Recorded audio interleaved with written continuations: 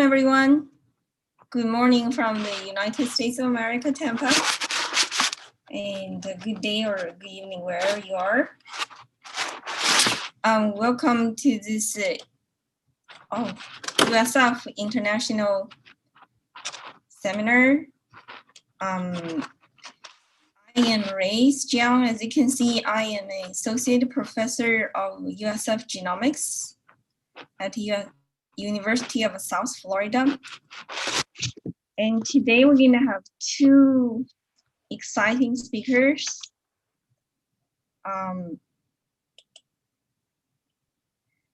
The first one is Dr. Professor Monica Uddin, and second is Wildman. So both Monica and Derek are professors currently in my college of Public Health, and in University of South Florida. And both of them earned their Ph.D. from NYU and completed a postdoc in genetics from Wayne State University. And they are very established scientists. So we are very happy to have them today. And Dr. Monica Uddin now is a professor of genomics, and she's a member of American Association for the Advancement of Science and the reviewer for NSF. And her work is very pioneering in nature, in my view, because she's one of the first investigating the molecular underpinning of psychiatric disorders, including PTSD and depression. So her work is really interdisciplinary in a new way because it identifies epigenetic, genetic, and other biological indicators with risks for traditionally social science study like resilience, mental illness. And she's working on the Detroit neighborhood health study for more than 12 years, and with Dr. Wildman. Second speaker, they are collaborators with each other, is Dr. Derek Wildman. And he also have a long and very established track record of research. He is also a member of American Association for the Advancement of Science. And currently, actually, he is working on SARS-CoV-2 sequencing for public health emergency response, epidemiology, and the surveillance related to CDC's FEARS program. And Derek's research expertise is really in genomics, computational biology, and pregnancy biology. And he was a theme leader in Carl Woos Institute for Genomic Biology at the University of Illinois, one of the world's leading institute for comparative genomics. He's also a ad hoc reviewer for NSF, just like Monica. And both Monica and Derek work on H3 Africa study, a big program. And right now there's a conference going on they can talk about. So this is a rather long introduction, but I think I still skipped over so many details to highlight their career achievement and their current endeavors. With that, I'd like to give the floor to them. And before that, I would like to remind you that this seminar is recorded and all the content will be open for the public afterwards for sharing and discussing more things and for teaching. So with that, I'd like to give the floor to Monica and Derek. And so the seminar itself is about 40 minutes. Then afterwards, we can have a Q&A session. And in between, there's a chat box, if you can see that, with Q&A. So in between, please free to ask any questions they will not get lost. We're going to record them and come back to them in the end.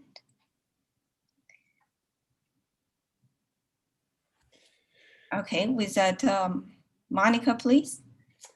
Derek. Grace, thank you for that generous introduction. We Thanks. Appreciate it. We're very excited to be here today to discuss with you some of our work in Rwanda and how it's been impacted by the COVID-19 pandemic.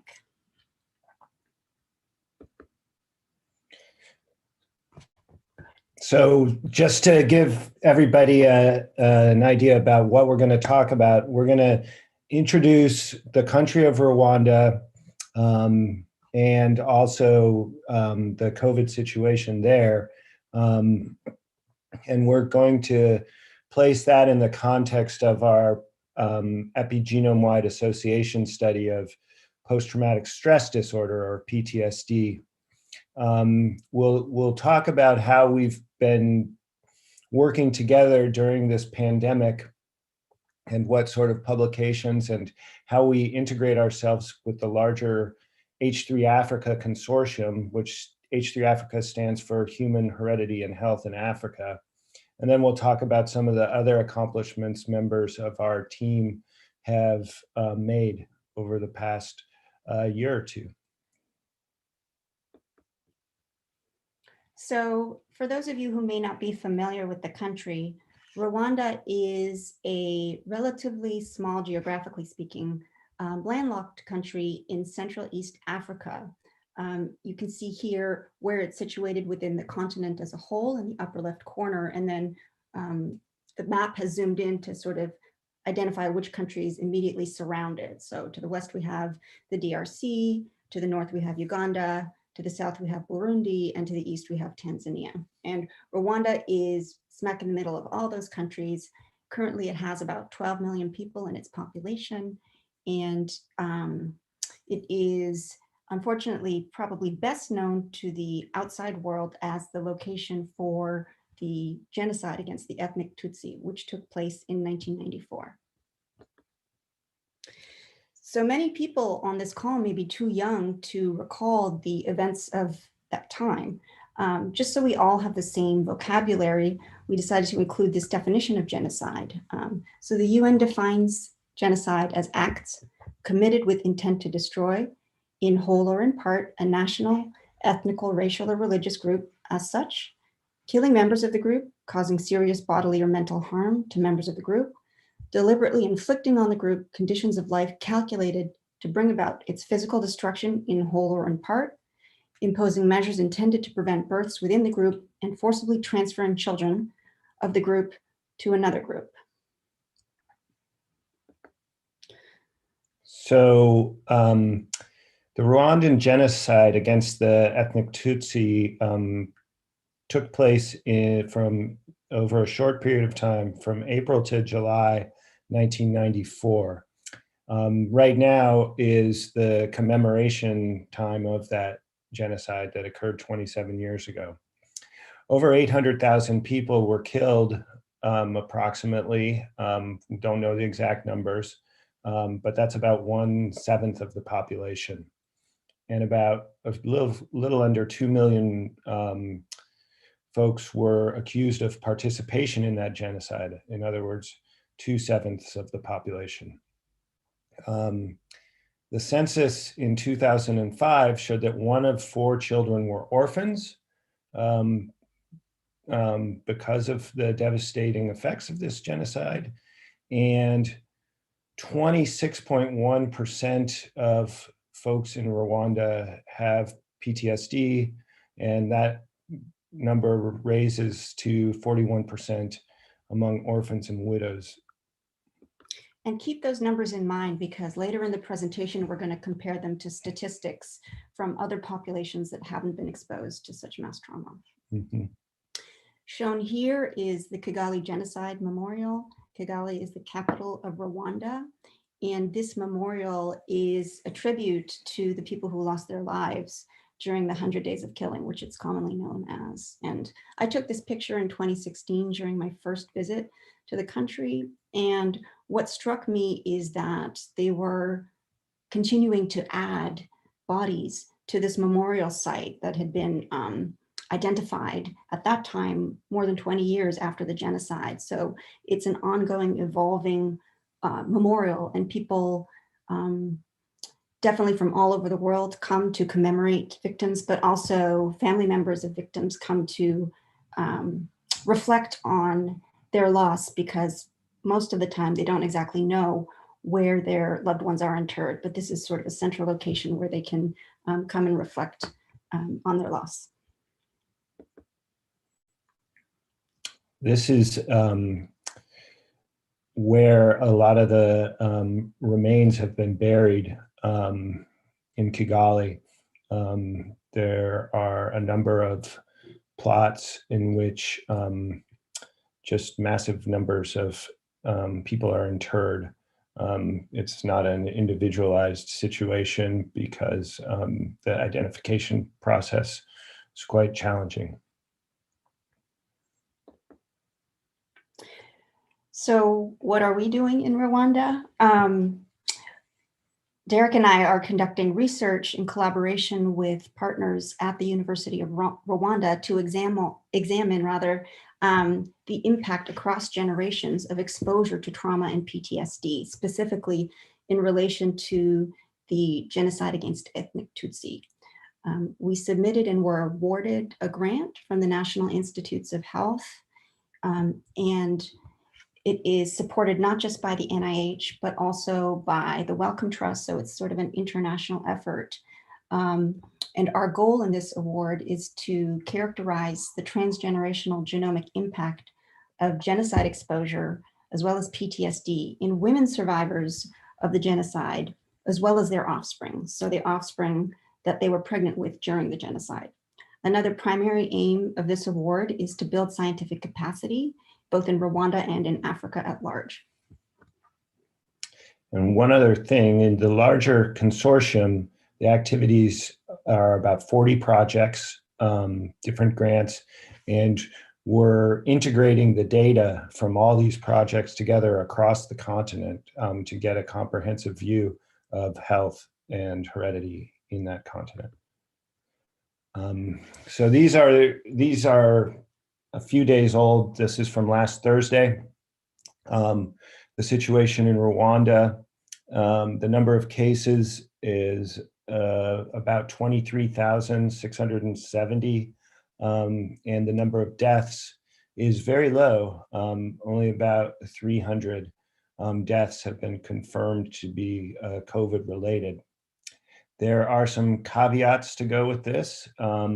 These numbers, while they have been very successful in that country at keeping places closed and keeping people distanced from one another, the capacity for testing is not as big as you would see here in the US. In fact, almost all of the testing has taken place in Kigali. And so we don't know exactly what's going on in the whole country. But there is a concerted, organized, excellent effort to tackle this pandemic in Rwanda.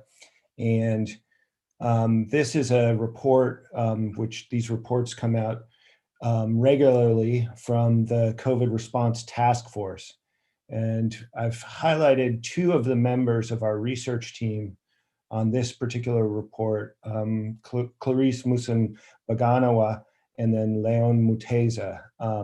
Clarice is the director of one of the major labs in Kigali and is also a PhD student being supervised by Dr. Muteza, who is a clinical geneticist, MD, PhD, and the contact PI of our proposal.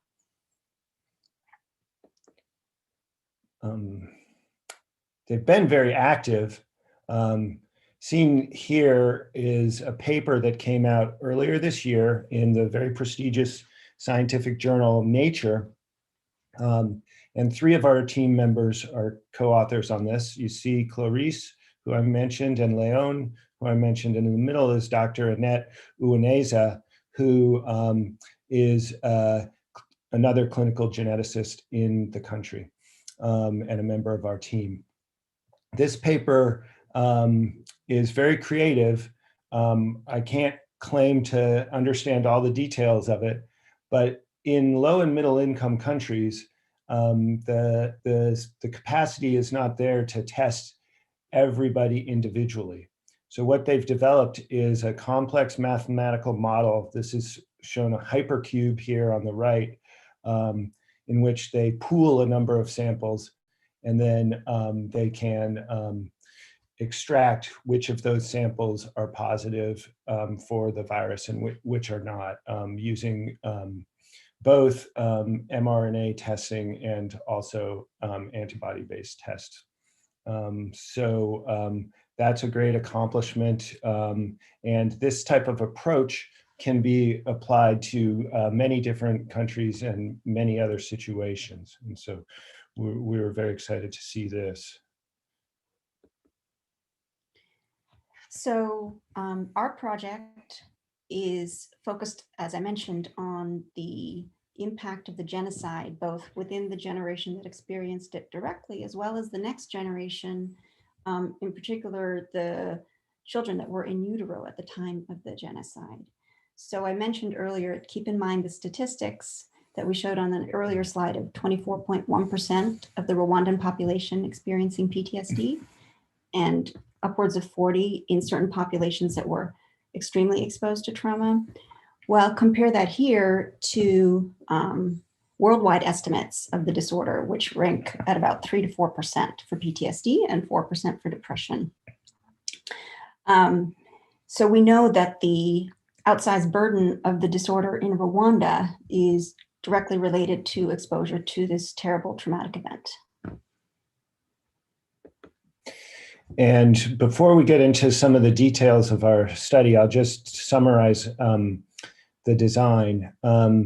We were studying, are studying the mothers who were pregnant during the genocide and their children who were inside their mothers during that genocide, and as well as younger siblings. And the point of doing that is to see whether changes in DNA methylation or conditions in DNA methylation, which is a chemical modification of the genome that is can be induced by environmental effects, whether or not that can be passed from generation to generation. And we did it, as you can see from this table, in Rwanda, and those are considered the cases in study design. And then Tutsi women who were pregnant during the time of the genocide outside of Rwanda are our control group. And there's no perfect control groups in human studies, but this is the solution we came up with. And we're showing numbers here of a pilot study that we're currently writing a manuscript about. So this is a little bit more about the inclusion and exclusion criteria that Derek just mentioned. So the genocide was perpetrated primarily against ethnic Tutsi, who are the minority ethnic group in Rwanda. Some Hutu moderates were also included in the targets for the genocide, but the ethnically Tutsi group was specifically the target, so we included that as the case group.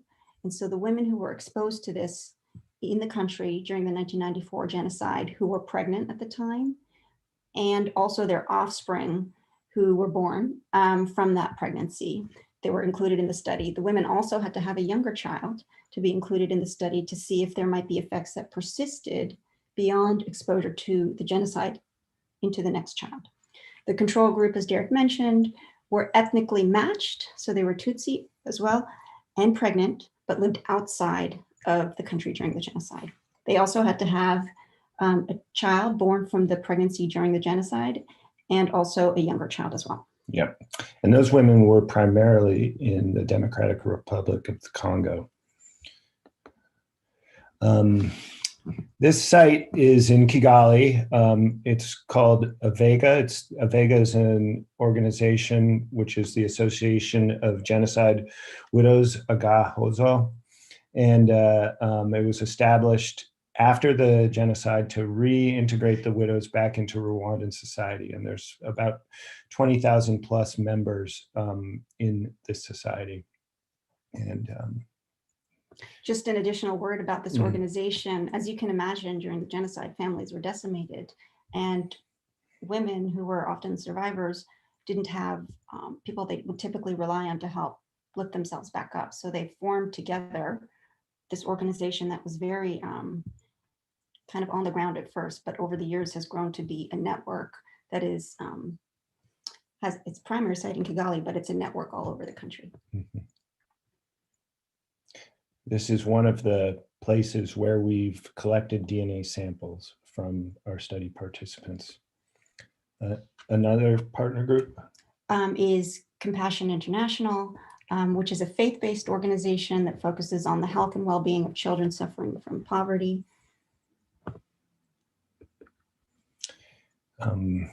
We've done a lot of organizing and community engagement programs. You can see on the left, these two gentlemen are two of our study team members, actually four. Yeah. Yeah, okay, yeah, my eyes are not so great.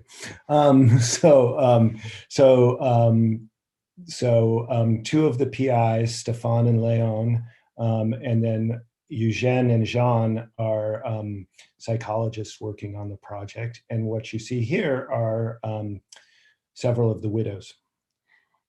This was a community engagement activity that kind of brought to the community information about what our study involved and raised the profile of it to see if people might be interested in participating. And based on the feedback that the women gave our study team, for many of them, it was the first chance that they had heard that actually the impact, not just to themselves, but to their children due to the genocide could have an effect. And so some of the language around that was that, oh, my life is making sense now, thank you. I understand that what I'm going through isn't an aberration or isn't somehow unnormal.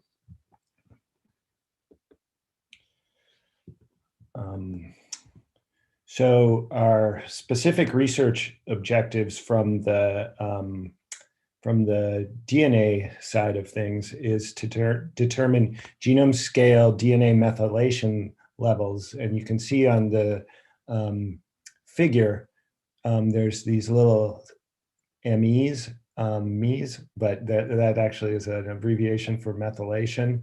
And methyl marks get added to certain DNA bases, and that affects the activity of the nearby or the genes in which these methylation marks are contained. So we can study that at the genome scale in participants exposed versus unexposed using an EWAS approach, which stands for epigenome-wide association study. And we can also identify epigenetic differences associated with the intergenerational transmission of trauma and PTSD.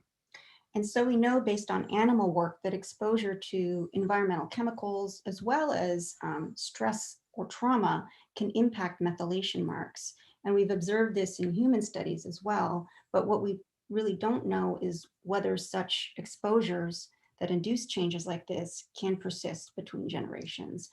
And pregnancy is a time when there's obviously a lot of developmental change. And so it is a very plastic opportunity for methylation marks to be altered. So from a biological perspective, it's one of the reasons that pregnancy can potentially be a window into where rapid changes are being experienced that are not DNA sequence changes, but are molecular changes that can impact potentially gene function. And of course, we've only had the draft sequence of the human genome for, I guess it was published about 20 years ago. but we need to study this for multiple generations to understand the effects. And so it's quite a challenge to do that in a short period of time. So a lot of our results are going to take a long time to work on. So we've already seen this slide in an earlier part of the talk. Yeah. We can skip it. Just really briefly, we are still recruiting participants into our study, and that has slowed due to COVID. But because of Dr. Mutesa's work that he undertook before we ever met him, he actually had some samples from participants he had recruited from an earlier pilot study that we've been able to do some initial analyses on. So he had 70 DNA samples obtained from blood, 31 of them from women and children who had been exposed to the genocide, and 31 who had been outside of the country at the time. And so again, Clarice and a postdoc in our group, in Dr. Uddin's group, Agaz Wani, have been working on this pipeline. You see this flow chart here, which describes the steps that are taken to do these analyses. Now, some of the words may not be familiar to everybody. So EPIC is a type of DNA methylation microarray, which looks at hundreds of thousands of DNA methylation sites across the genome. A number of samples were looked at.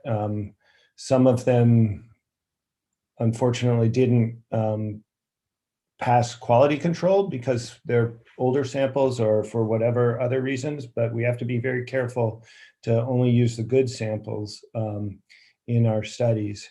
And then we look at those probes, those sites across the genome that show a lot of variation in them. And we use software packages. One here is called McSee to identify things called differentially methylated regions, or DMRs. And we're looking at the parts of the genes known as promoters, which are right next to where the gene begins.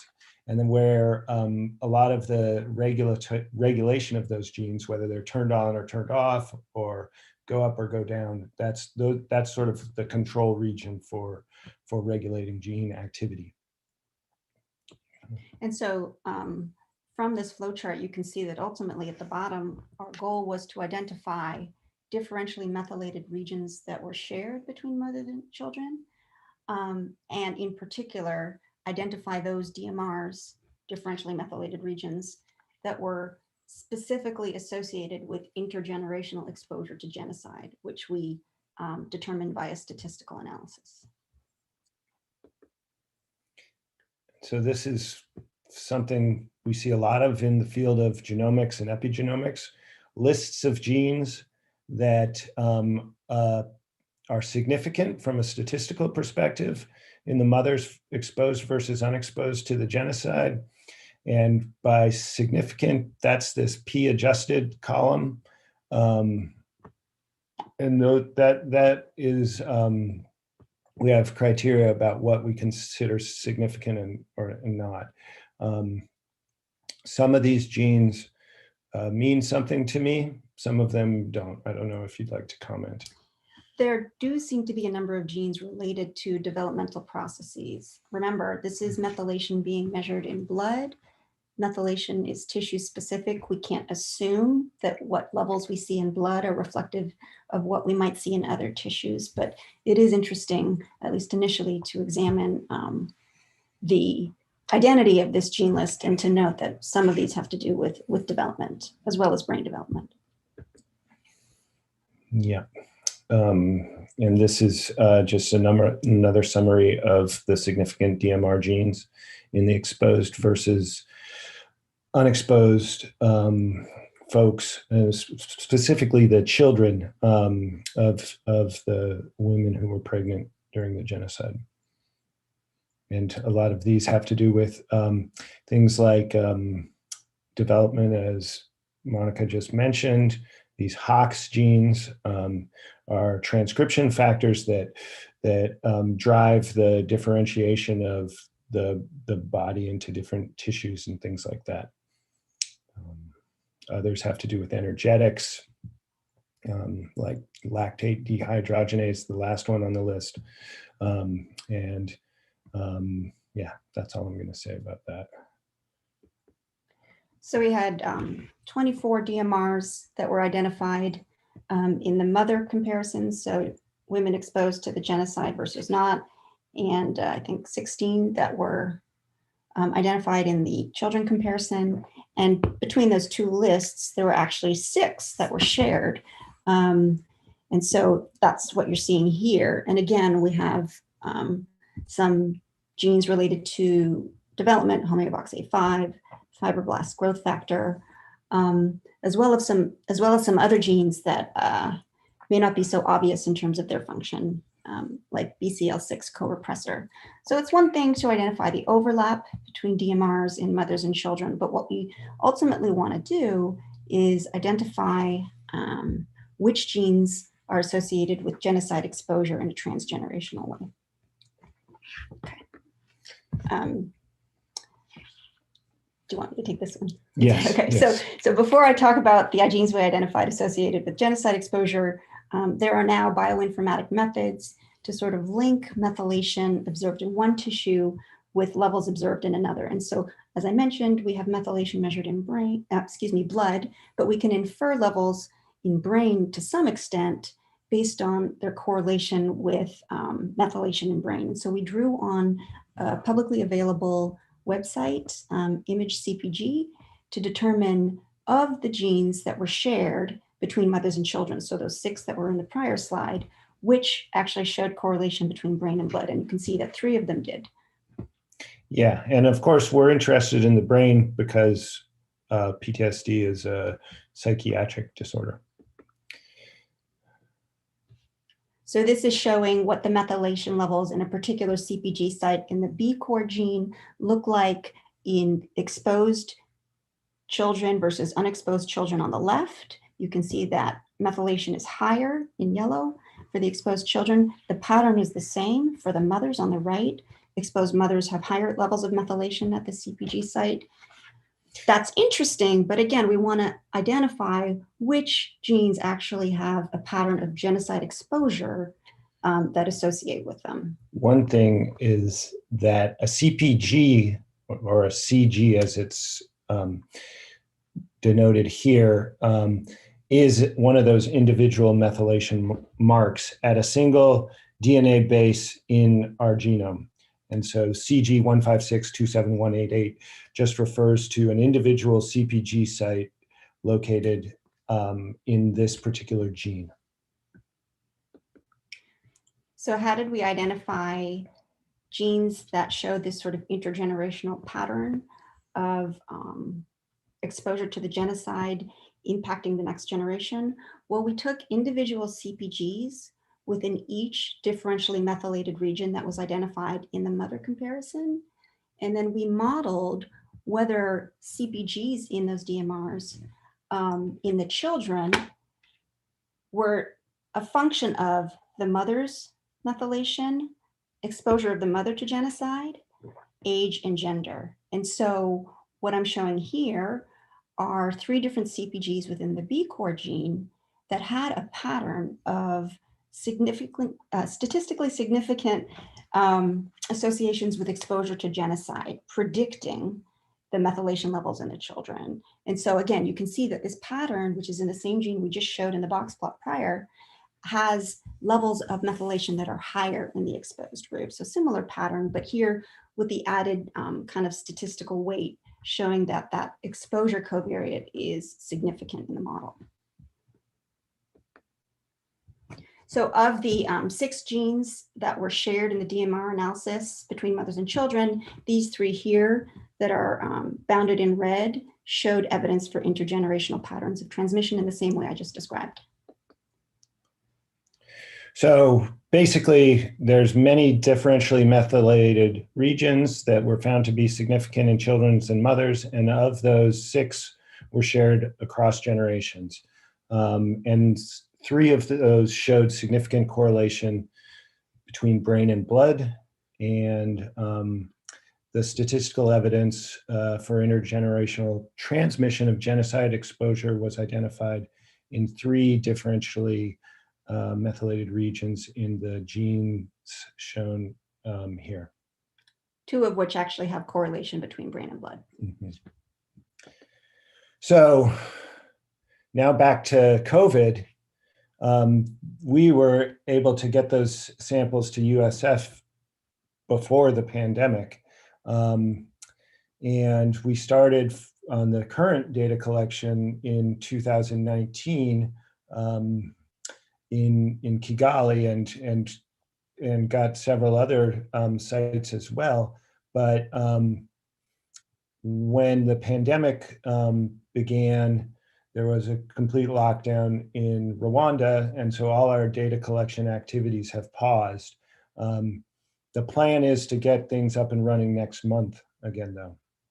Throughout the pandemic, the USF labs have been active. So we've been on campus doing things, including COVID testing in our laboratories. There was a break in the lockdown in Rwanda in January, and the airport was open, and the Rwandan collaborators were able to send us samples during that time.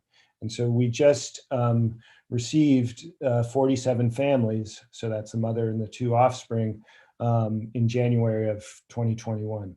About 97% of those samples are really high quality DNA, and we're currently looking at the EWAS like we just showed you about, but also something called genome-wide association studies, which is actually looking at the DNA sequence variants or nucleotide polymorphisms using a specialized chip designed by the bioinformaticians in H3 Africa that take advantage of African genetic diversity. Most microarrays were designed based on European genetic diversity, and so they miss a lot of what's going on amongst African individuals. And African folks are the most genetically diverse amongst any humans alive. Just to add to that, currently the publicly available GWAS data are 80% from European-derived sources. So there's an extreme underrepresentation of people from other ancestries, including people of African ancestry. And that's one of the reasons that the H3 Africa Consortium was created. So our project is one of, as Derek mentioned, 40. The overall goal is to contribute to expanding the genomic diversity of available genomic data with African PIs specifically at the lead. So each of these studies has the primary PI located in Africa, which is relatively unusual for the NIH to support. So our group has been able to publish during all of this. This is a paper that came out in later 2020 that was a meta-analysis of what is known about post-traumatic stress disorder in Rwandan folks following exposure. And basically what you can see here is that overall, the prevalence of PTSD in Rwandans is 25%, the blue bar on the left, whereas genocide survivors, that number approaches 40%. So it's high, it's, you can say, inflated among people in Rwanda in general compared to national estimates from other countries, but it's especially so in genocide survivors. Now we're going to talk briefly about something that Dr. Uddin is really involved in, which is the H3 Africa Mental Health Task Force. So one of the strengths of the consortium is that it brings together people with similar phenotypes of interest to harmonize so that we can analyze data jointly together. So there are working groups within H3 Africa focused on cardiovascular disease. Our study happens to be part of a working group that's devoted to mental health, as you can imagine. And The reasons for this is to increase statistical power, widen sample diversity, and broaden the types of data analyses that can be undertaken. So there were 3 projects in the second round of funding. Ours was one of them that focused on mental health specifically. In the first round of funding, there were actually 4 more. So we've expanded beyond the slide that you see here to look at what phenotypes we can examine across all 7 studies. Tobacco and alcohol seem to be the ones that are most common to those, but we do have others such as depression and to some extent schizophrenia that might be able to be examined as well. So I won't go into these details, but I'm happy to discuss them afterwards if people have questions. This is just a snapshot of those measures that can be looked at across all 7 studies. So things that are relevant to mental health are kind of after the height and weight row that you see. So depression, anxiety, PTSD, and schizophrenia. We also are involved in things like the H3 Africa Publications Working Group, where we're trying to coordinate all the publications that come out of this study and share data amongst the different projects. So it's a very collaborative, hopefully transparent undertaking. Dr. Muteza has been in the press a lot. This is something from the NPR's National Public Radio's All Things Considered show, in which it was shown how he's been very successful, as have his colleagues in Rwanda, at controlling the COVID-19 outbreak. We also have a very successful trainee on our award, Dr. Segun Fatumo, who came to train with us in the spring of 2019. He is now at the London School of Hygiene and Tropical Medicine, and he recently received a very prestigious Wellcome Grant Award for his career development that kind of seals him as a prominent investigator in the field. Yeah, and there was a very nice article in which he was highlighted. This is from the journal Science that came out in February of this year. I won't go into the details of it, but suffice it to say that Dr. Fatumo is an incredibly hardworking and persistent scientist. There's been a lot of travel back and forth. On the left, this goofy fellow is myself. When I was in Rwanda in 2019, helping develop the DNA collection methods, methodological pipelines, and so on. And you can see Dr. Fatumo with some of us here down at the Riverwalk in Tampa when he was visiting scholar here. So this is a sort of a summary of the travel events that folks have done. The 2 most impactful are probably when Dr. Fatumo came and when Clarice Musanabaganawa came to USF, both in 2019. They're planned to come again, but obviously in 2020 travel ceased. But I already mentioned the shipment that came this year. So just sort of the bird's eye summary of our project and where things stand. Our pilot EWAS analysis that we have to really run through showed some very preliminary evidence for intergenerational transmission of genocide exposure in just a handful of brain relevant genes. Hopefully we've convinced you that members of our team are fully engaging within task forces in H3 Africa and the consortium, as well as related to COVID.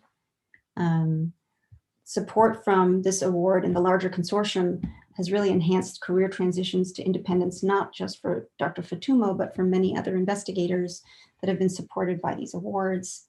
And the pandemic has impacted our ability to make progress, but we have maintained our enthusiasm and efforts to the extent we can while working remotely. Yeah, well, so right now there's an H3 Africa conference going on virtually. And also today we have our bi-weekly Zoom meeting with the team in Rwanda.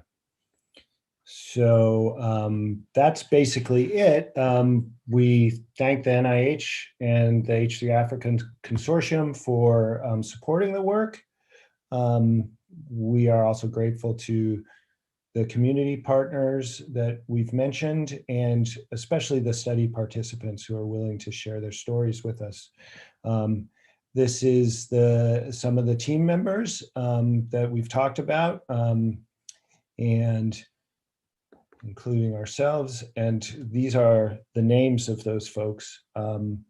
It's been a real pleasure working with everybody on this project, and we're hopeful to keep it going in the future. And so thanks to USF Health International for giving us this opportunity, and to Dr. Jiang for the introduction, and to all of you for coming and listening to us.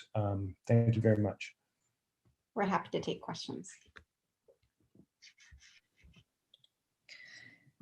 Thanks, Monica and Derek. As you can see that we have a lot of responses and interest.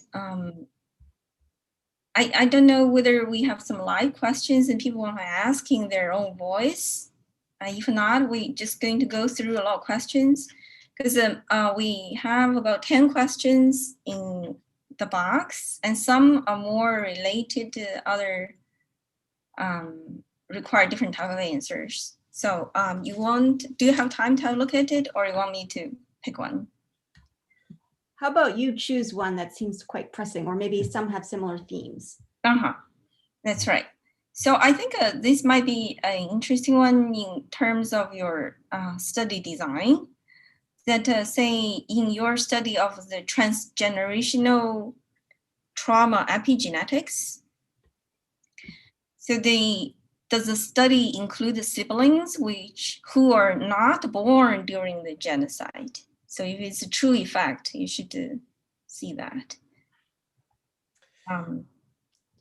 Yes, I mean, that's certainly part of the study design. We're collecting DNA from all of the siblings, whether they were born during the genocide or later. And our goal is to keep this going. Like when I was in Rwanda in 2019, one of the siblings was pregnant. And so that means we can go to the next generation now, because the genocide was 27 years ago. So those kids from the genocide are now becoming parents themselves. Mm-hmm. So that will help us in the long term tease out answers. And some are just a straight out compliment. It is amazing that you have been persist with your work despite the pandemic. Thank you for your excellent work. Thank you. Inspire some people. And there are a few questions, of course, related to COVID. Mm-hmm. So there's a few related to COVID. So it said once asked,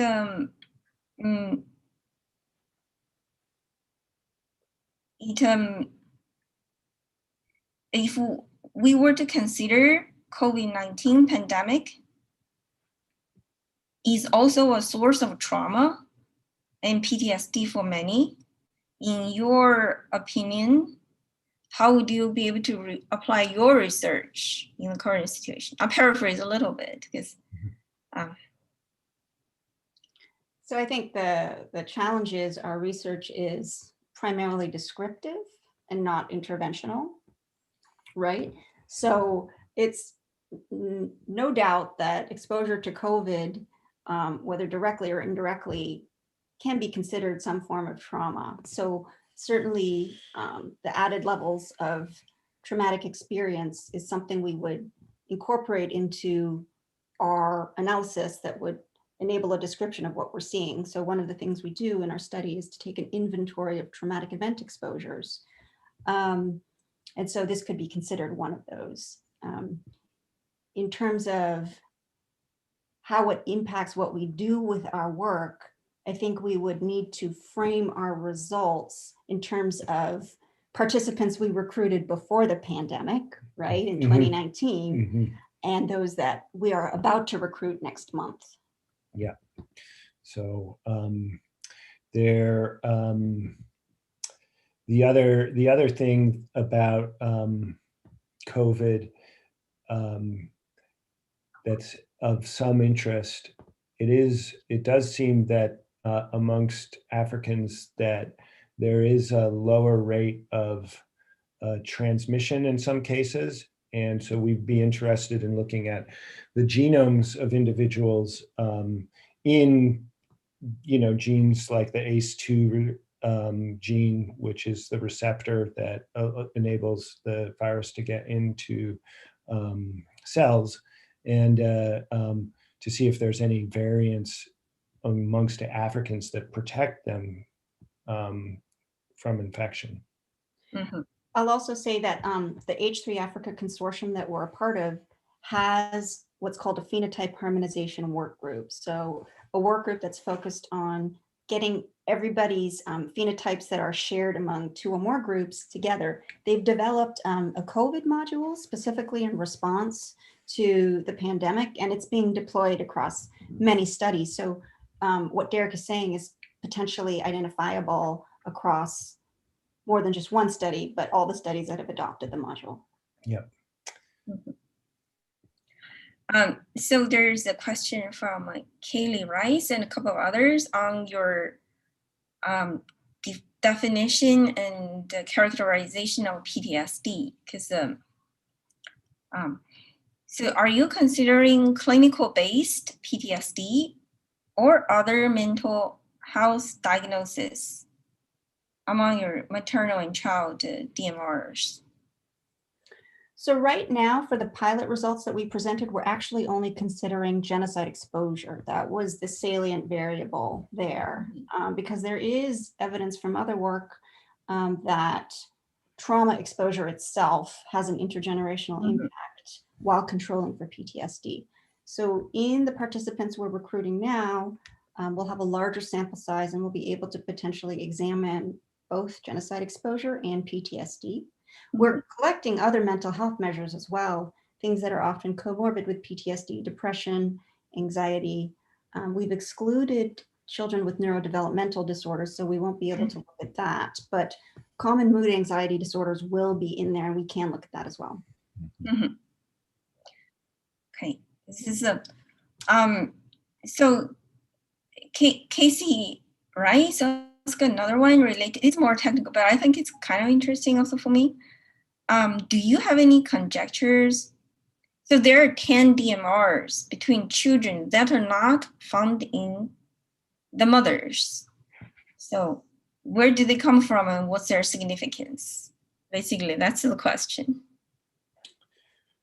Well, what we can say at first pass is that those DMRs are not transgenerational in their nature based on our current data. So those are DMRs that are specific to the kids, or now they're adults, but to the offspring of the women who were pregnant during the genocide. And that either has to do with specific in utero changes to those children, or other environmental exposures they may have had in common amongst each other. But there's something called the developmental origin of health and disease, which is a big field of study. And certainly there can be methylation things that happen just to the children in pregnancy that don't happen to the mother. Yeah. So that could have something to do with it. But we need to look at that a lot more. It's a very interesting question.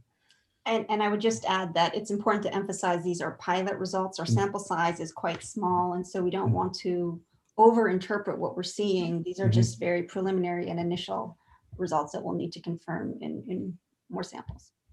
Absolutely. Yeah. So here's another more general question, because in this particular case, we have very high level of depression and PTSD because a very traumatic historical event of the genocide, which is rare. Do you see, is there any correlation between the very high level of PTSD and depression in general population with other infectious diseases outcome and vaccine hesitancy? I don't quite understand what they mean, but I guess it's, since this population has, because of this historical tragedy, has a lot of very high level of emotional stress. Can we correlate it to any other health outcomes or health behavior outcomes? I think that vaccine hesitancy is a problem globally, and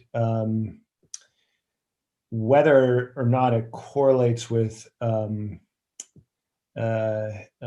mental health disorders it hasn't been specifically studied in Rwandan folks. There have been some studies coming out trying to link COVID symptom severity and mental health disorders.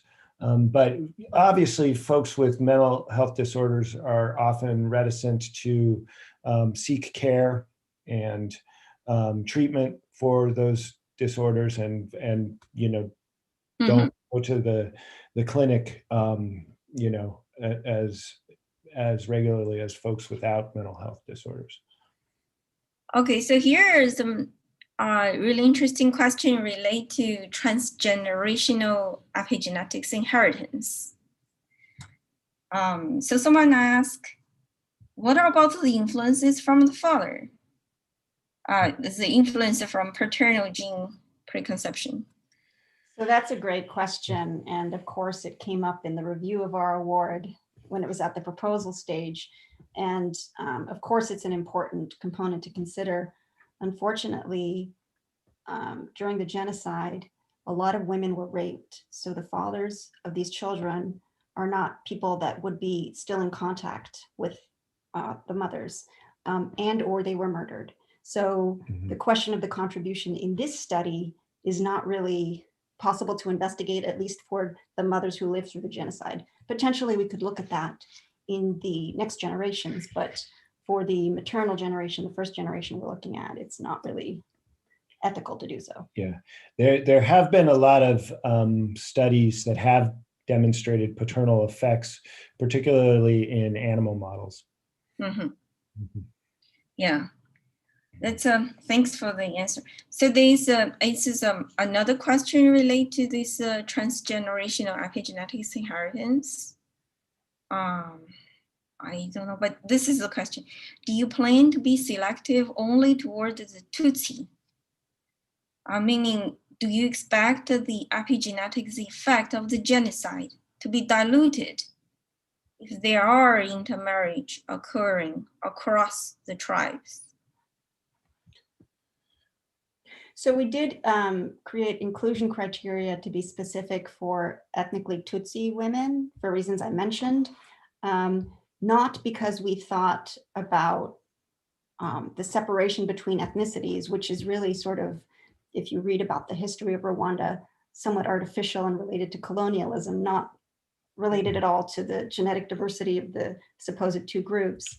But the reason for specifying that it was Tutsi women is because there is evidence in the psychiatric literature that they were exposed to more extreme levels of trauma. And that, of course, you can anticipate might have a stronger intergenerational effect. And that's what we were interested in examining. And yeah, I'll leave it at that.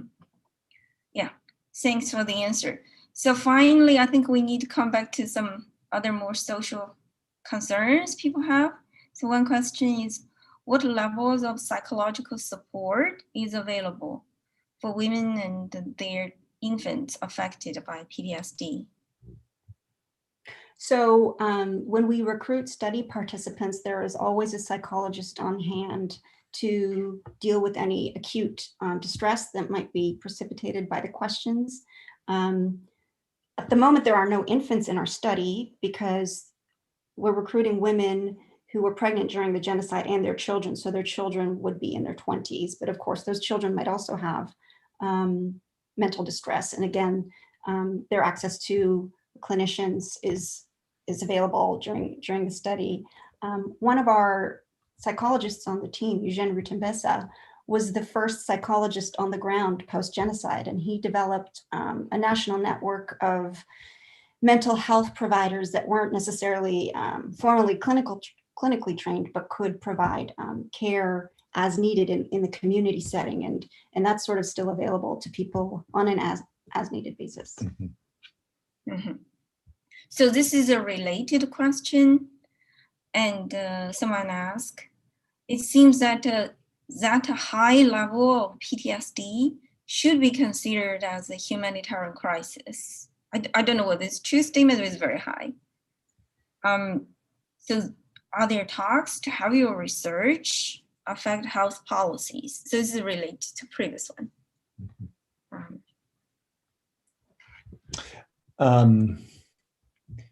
Policy is very important, and Rwanda has worked diligently to reduce the divisions associated with the genocide as best as possible. So they've instituted a number of policies that seek to reintegrate the different sides of society, and policies such as trying to build neighborhood cohesion in the sense of community. So for example, on one Saturday every month, all of the folks in one neighborhood come together, and the children play games while the adults do things like pick up garbage and chop down weeds and things like that, and then everybody gets together and eats. And that's a government-driven policy to just get people to know one another. And there's been a number of things that have been instituted in the country since the time of the genocide, including having Hutu and Tutsi folks, and indeed even those Hutu folks who were perpetrating the genocide live right near the individuals who were affected by the genocide, in order to reduce some of the stress. But that I'm not that expert about that sort of stuff. I don't know if you want to add anything. No, I think that's okay. Okay, thank you. I think we went through all the questions, and so let's just take a last one. So before we take the last one, I would like to congratulate you on training a whole group of junior scientists, primarily of African origin, and they can conduct cutting-edge genetic research and genomic research with their own people and in the best institution and resource. So that's something I think is very unique to your research, and it's a big contribution to the field. So then we can take the last one really to finish off. You have so many interests. So this is again from Kaylee. She said, are you aware of similar research connected with genocides, former Yugoslavia, Iraq, Afghanistan, or African countries with recent ongoing civil wars? Comparative research would be interesting. Yes, I agree. There is work being done in other areas of the world. There has been work done on Holocaust survivors, for example, which is some of the work that we referenced when we first started to develop this project. There's work going on in relation to Syrian refugees.